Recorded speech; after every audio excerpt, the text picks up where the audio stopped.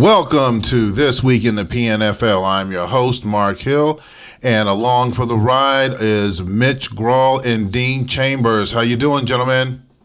Good. Fantastic. And around for the second week, I guess they liked it so much they wanted to come around and do it all over again. We have from the Washington Redskins, Jerry Seymour, and from the Los Angeles Chargers, Steve Corbett. How you doing, gentlemen? Doing well. Great. Oh, come on. We got to get a little bit more enthusiasm out of here. Come on now. This is the final game of the season. And yes, I understand 2 teams won, 2 teams lost. But you know what? You guys got to get that energy going there. So we'd like to welcome all of you guys on here again. And we had some great games, the great 2 games from the AFC and the NFC Championship. We're going to have the coaches talk about it and discuss it. And I think I can say from watching the games from my time in the league and observing, I think those were probably 2 of the better games that I have seen in a while. I mean, it was just nip and tuck all the way through. Couple of fumbles on inside the 5-yard line, just enough to drive some people crazy. And I'm pretty sure the coaches were screaming at their monitors. Hopefully nobody broke one, but we'll go into that a little bit further. So first game that we have on the list is LA going into Oakland, and everyone's kind of torn about who was going to take it. But LA ended up going into Oakland and taking this game 24-17. Congrats to Steve, but we're going to have the NFC coaches discuss this, and we're going to start off with Jerry. What did you observe during this game, Jerry? Yeah, I think the game turned out a little bit different than I thought. Not on the winning end, of course. Remember, I said that was a lock with LA winning. I thought, though, that the game would have to be a little more open based on what I saw during the regular season and adjustment. But LA played a pretty balanced game, right? Run, pass. They stayed with the run. It wasn't super successful, but they kept running the ball, and they stayed with it, made the big play at the end. So I think I think they did a pretty good job. Again, I think just like we're discussing, I'm sure the Oakland coach is not very happy. You give up a fumble in the wrong spot. I know how it feels. So I got to congratulate LA, though. Nice balanced ball game, and took the win. Okay. Dean. Yeah, I expected this to be a very close game, but I thought that Oakland would be slightly favored. And, I mean, it was very evenly matched, and I knew it would be close. And I think the 2 factors were, 1, the fumble, and 2, that, Deshaun Kaiser leading that drive downfield near the end of the game to score that go-ahead touchdown ended up being the difference.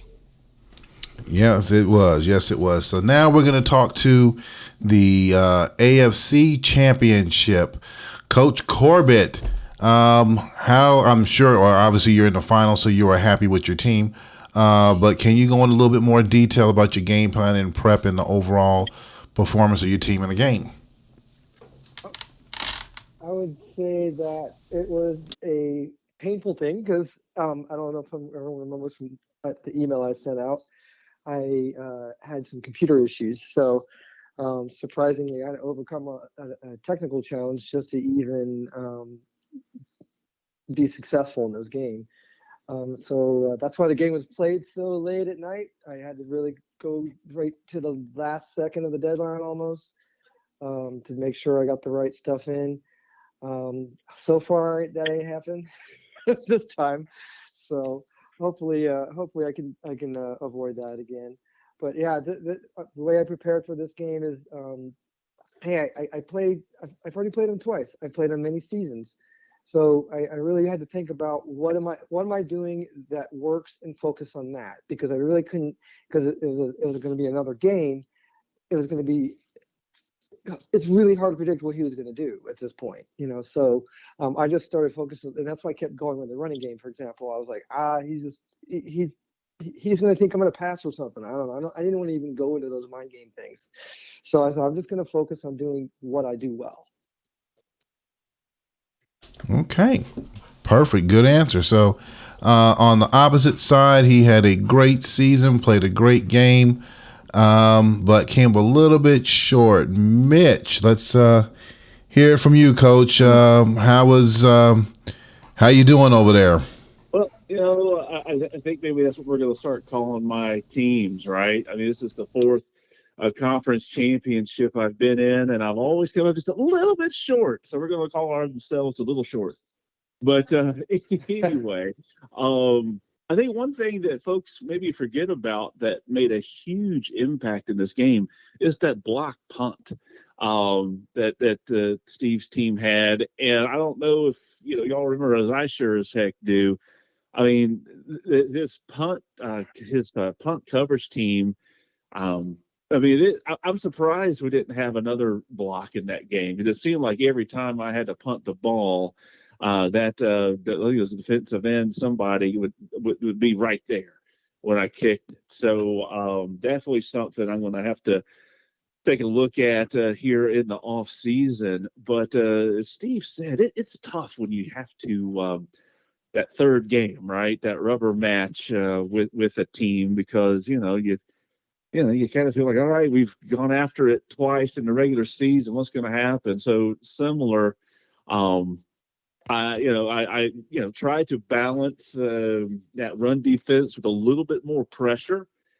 Thinking that I know Steve's success has come from some of those adding more medium passes this year, and I just have to say my pressure did not get to the quarterback. I think I only had one sack, even though I tried to dial up a little bit more pressure, and that burned me on some plays. I think we had not just that last kind of play of the game, but there was a couple other instances where field position was changed on some routes that quite frankly the DBs got beat on some blitzes, and it might not have led exactly to a score, but it definitely would change that field position. And hey, we'll come back again next year, and we'll battle it out. We'll see what happens. But it was a good game, and I expect the Chargers to represent the AFC well this week in the Super Bowl. That's true. That's true. All right, we're going to pivot over to the second game, which actually was the first game that was played, and this is Atlanta going into Washington, and another exciting game. Just eke that one out with Atlanta winning this one 17-16. So we're going to going to do the same format again. So we're going to start off with the AFC coaches. We're going to start this one off with Steve. What was your opinion or your impressions of the game? When I looked at this game, they were both just bringing the defense. I mean, it was just that neither team could really get the ball moving very much. I mean, you look at Washington; they had more yardage, for example. So their drives were just they would just die.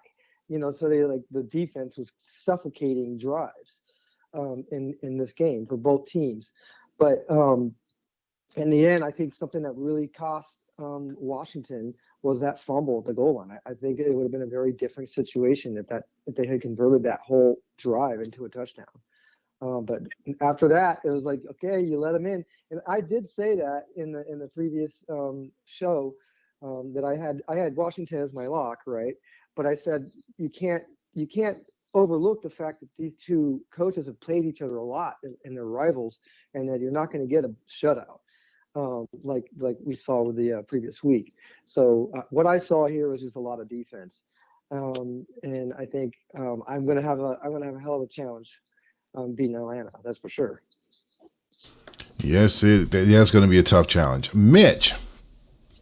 Yeah, that fumble definitely made an impact, but I think what really made that fumble hurt was the fact that I was talking about this in pregame, how our pre-show in the pre-show was that the Redskins had two long, sustained, time-consuming drives I don't know exactly how many minutes that they ate up, but I mean, it was a lot of time, and you can see that in the time of possession for the game.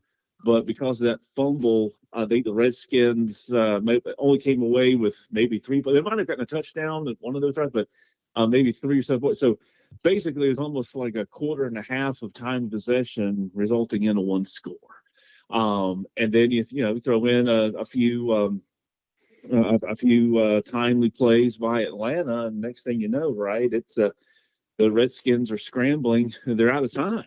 And I think that was the other thing that hurt Washington was late in the game. They had 2 chances or 2 drives opportunities to get in the field goal range, and looked like they were going to get there, but Atlanta's defense, even though they had some holes in the game, in big moments like inside the 10, and then late in that ball game, was able to get some tackles for loss, get a sack, and knock the Redskins out of field goal range at the opportune time. So, it was a great game, and I know Jerry has probably already made a few adjustments to get ready for next year, like I started doing.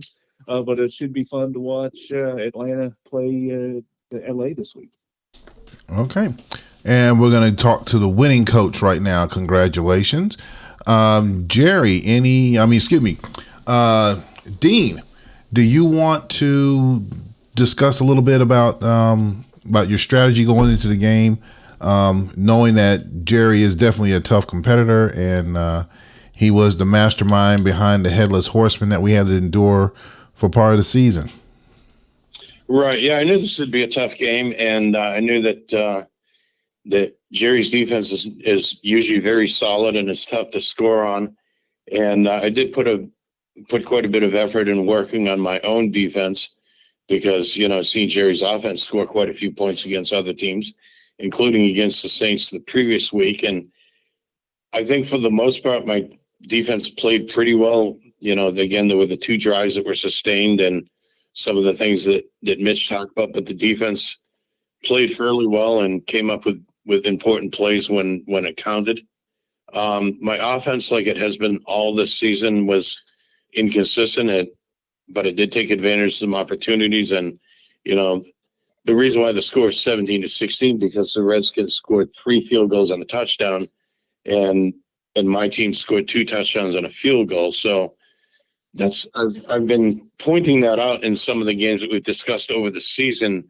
It's a matter of taking advantage of opportunities. I talked about one week how I think like Anaheim had kicked 3 field goals, and I said if they had scored a touchdown on, one or 2 of those, they would have won that particular game. Things like that. So taking advantage of opportunities, especially when you play a very tough defensive team, the few times that you do get downfield and can score, it's more important to score touchdowns rather than field goals when you can, of course.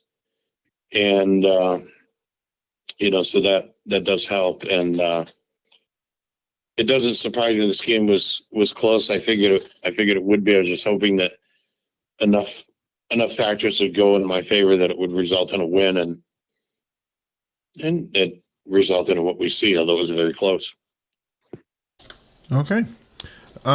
Jerry, I know it's a disappointing loss for you. I mean, very close game, but take us through your strategy and planning for this game, and your impressions of the game afterwards.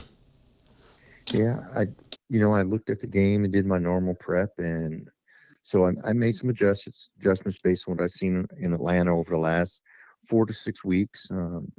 They changed their style a little bit through the season, but they definitely hit on some things that made them a little more consistent at the end of the year. But I targeted some of those. I looked to pick up some of the longer passing plays they try to hit to make sure they didn't hit big plays. I still gave up a couple medium plays, but I definitely wanted to protect against a huge play. Because I felt like if I could keep the really big plays down, I didn't think they'd be able to drive the ball very much on me, right? And so I think I did. I think it ended up turning out pretty good there. I guess the whole point from the Redskins' point of view is we actually played a pretty good game. I mean, we made that fumble. If we hadn't fumbled, we would have been at 23 points. And my strategy in every game, every week, is to hold everybody below 24. My theory is if I can get to 24, I will lose almost no games. I'll win 90% of the games because my intent is I don't expect anybody to score more than that. I focus on the defense. I think most other teams in the league, offense is more exciting. Everybody really works on their offense. So I try to make sure the defense does its thing and controls the other team because it's only about outscoring the other team. I lost by a point this week, and the scoreboard is all that matters, right?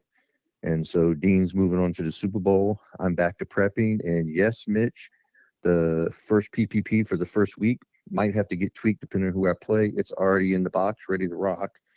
Because I've already looked at things and made some adjustments on some of my weaknesses this season, especially at the end of the season. I struggled on third down a little bit more than normal. So I worked that. But overall, I mean, I wasn't surprised. We just didn't execute, right?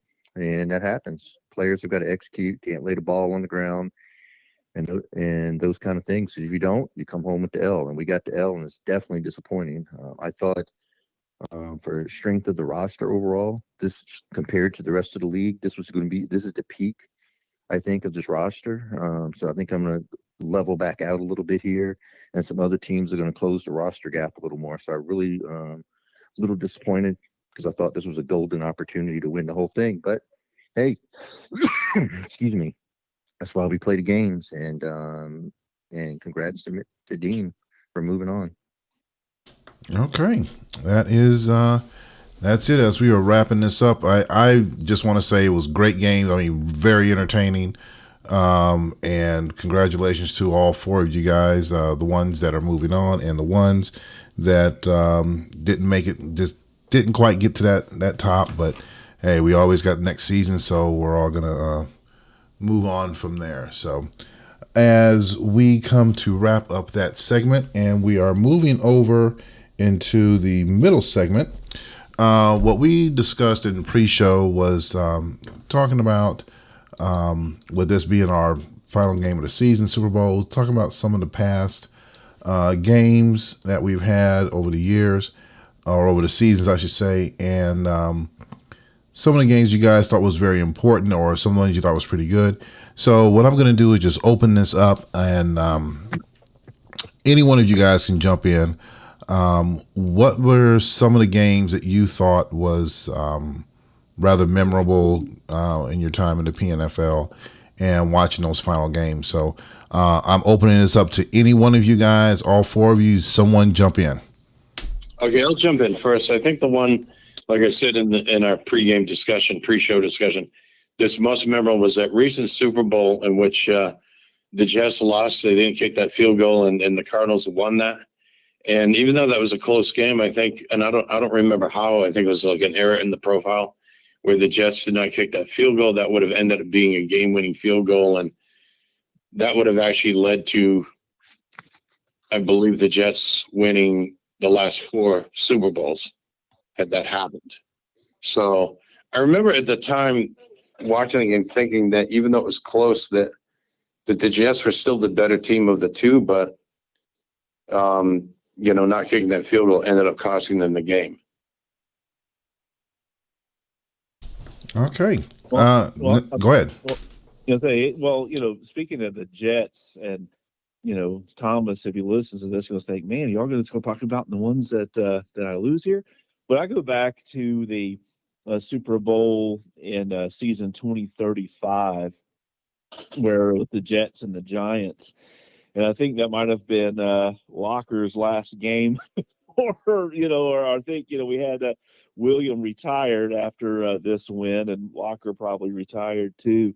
But if I'm not mistaken, it seems like the Giants were down by a couple of scores late in that game, and it looked like they were just sputtering. And then, like, all of a sudden, Locker goes nuts, and they come back and win the game 24-23. And we're always kind of sitting there, watching on Twitch going, what just happened? What just happened here? Yeah. So that was pretty wild. Jerry, you remember that? I do remember that. I mean, that's one of my most memorable Super Bowls. And I mean, the game was over. We were all watching it, and it's like, oh, this is over, and everybody's congratulating. And all of a sudden, out of nowhere, in just the last few minutes, and I believe it was 21 points they put up Maybe. I in remember it the was fourth multiple quarter. scores. Yeah, it was really wild sitting there, and all of a sudden, this is what happens, and it was a shock, right? It really was. Yeah, it was definitely one to go ride out in the sunset on, because I think that was Williams' last game. I think he hung it up after that. All right, Jerry. So what's your favorite one? Well, no, I agree with Mitch on the most recent ones. By far, the most favorite one is that comeback because it was just stunning, and it came out of nowhere in a game that they were just dominated in. But Jake Locker was never out of a ball game, right? As a quarterback, just never out of it, and so it happened there. Of course, my favorite is one that's way older. It's an ancient one, and yeah, it was one where I won, but it was a really crazy game. You got one of the old rich teams, right? And he fumbled twice on the goal line. He fumbled in other places. He had like 450 yards of offense to 150 and still lost the game. It was a crazy, unbelievable game on that end, right? So, but yeah, that comeback with Locker was just incredible. Sitting there watching it come out of nowhere all of a sudden. Did you have Detroit back then? Yes, I was Detroit back then. And I had to bring it up because, I know Rich, it grinds him, right? I think that's probably one of the worst games that he ever wants to think about in history. So it'll be good for him to hear it on the podcast. Ooh. Well, and I think that's like one of his only 5 losses of his career, right? Oh, man. I mean, it was incredible. I was totally dominated. And again, we played games and it's a score at the end, but it was just fumble after fumble after fumble by his quarterback. Is that 2013? Is that the one? Yeah, 2013. Yeah. 21 to 18 over the Bills. Yeah, Yep. That's before I joined in 2019, so that's before my time. Yeah, it was a shocking result, no doubt. So yeah. I noticed after that he left no doubt in those next couple of Super Bowls. It doesn't look like. Yeah. I think other people paid the price for that one for sure. Had to take it out on somebody. Yeah, Giants lost both of those next 2 games. That's who paid the price. Right. Yep. Oh yeah. All right, Steve. What do you have? Well, I think first let's go on the least memorable game of all time. Way back in 2037 there, the Panthers, the CPU team that made it all the way. Yes. The NFC was holding its head down in shame. That season. A CPU teammate. Wow. Okay. Yes. Hey, but you know what, Steve? That was probably the most pressure Thomas felt going into a Super Bowl. Yes. I bet, yeah. Another headless horseman. Wow. Yes. And I was about that, so you can't blame me for whatever you say about the NFC that season being represented by the Panthers. They just got hot at the end, right? Yeah. That team that year, I called them the lunch pail guys. Yeah. All they did was they just played a steady, consistent game each week, not beating themselves, and you had to beat them. If you made mistakes, they would win the game, and it was crazy. And they got in the playoffs, and I'm like, what are you going to do? You take the loss to them, and just like, it was unbelievable. But again, they were the lunch pail game. They were going to come do what they do, and you had to beat them. So that was nuts. Yep. And what's even more interesting about it is, like, the previous season, we had an amazing Super Bowl, with the Redskins beating the Broncos. Rob Boyson was like the complete surprise of the season. He even took out Thomas on the way to that Super Bowl. Yeah. So yeah, I mean, and then boom, everyone was thinking Rob was going to take the whole thing, and then whoop, here comes Jerry. Not happening. So took that out. Took out that. Got that win basically. Congrats on that too, Jerry. Okay, so going back and having some good fond memories of these previous games. I have, they're up here on the list. They're also up on the website as well. So, nice stroll down memory lane, gentlemen. I like that. I like that a lot. So, as we circle around to our last segment, there's only one left. So, What is your most memorable game, Mark? mine, I would say, the one that I would say would be my most memorable one. I think it was the very first one I was in the league, and I was just trying to watching everything out, and I saw it on Twitch, and that was the Jets and the Cardinals. I remember being here. It was like, okay, I'm trying to figure this out, and was just basically getting my feet wet. And I remember I didn't know the coaches. I didn't know all the coaches. I didn't know what this one was, the league was all about as a whole. But for me, watching that game, I still remember I had my drink in my hand. I had the game up, and I will say that I watched it like I was watching a real, the real live Super Bowl. That's how intense that I was in watching it. And again, it was my first year in the league. It was my first year in the league. Really didn't talk too many coaches. I didn't know. I was trying to figure everything out. But that one, from what I remember, was just saying, my first thought was, wow, this is a good game. This is, good league. And then I'm thinking, oh, crap. I can easily get cleaned out in here real easy. And definitely got to try to step up my game, and stumbled a couple times, but overall enjoyed it. And I've watched every one of them, but I would definitely say that first one was the Jets and the Cardinals, and that was the 2038 game. That's my best. Back when we thought that Seattle was still an open team, I think, right? No, last season they thought Seattle was an open team. Okay. Yeah, because for the majority of the league, majority of the season, because that's when we started chatting a bit more, and they're like, hey, they're winning some games. Yeah, they're knocking off some teams that we didn't think they would knock off. And it's like, there's a coach over there. It's like, yeah, there's a coach down here. So, but yeah, that was my best one, my fondest one. So. Yeah, you knocked me off. That's what it was.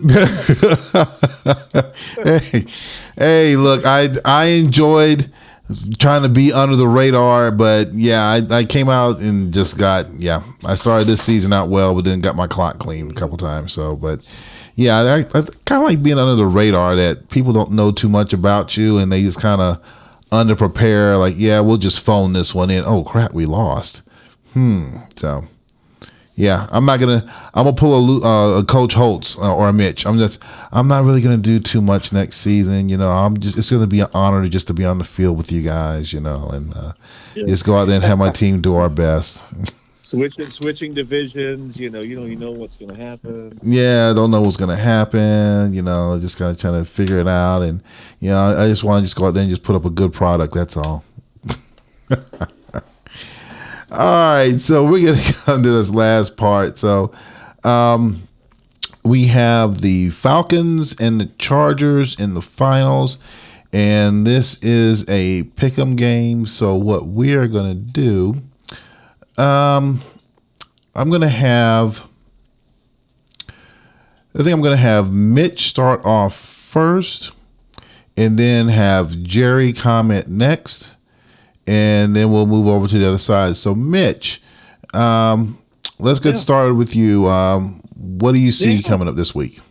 No, I'm expecting both teams to prepare and definitely look to bring their best. When you look at the body of work this season and everything, I'm leaning Chargers here.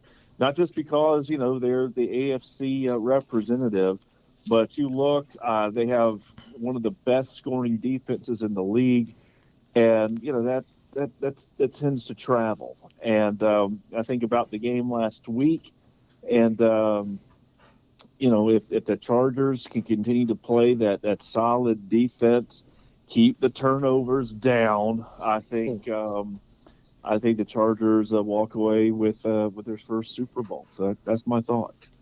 All right, Jerry. Yeah, this is really interesting. When I first saw the line come out, I looked at it and went, yeah, pick them. It is.